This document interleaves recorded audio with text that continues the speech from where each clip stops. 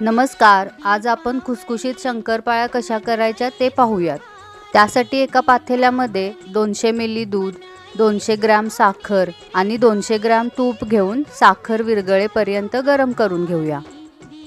हे बघा, साखर विरघळली आहे. आता हे मिश्रण एका परातीमध्ये घेऊन कोमट करून घेऊया. आता या कोमट झालेल्या मिश्रणामध्ये बसेल इतका मैदा घालून घट्ट गोळा मळून घेऊया. साधारण इथे 700 ग्रॅम मैदा लागलेला आहे. असा घट्ट गोळा झाला की लगेच शंकरपाळे करून घ्यायचे. शंकरपाळे करण्यासाठी साधारण अशी जाडसर पारी लाटून घेऊया. आता याच्या शंकरपाळ्या कट करून तळून घेऊया.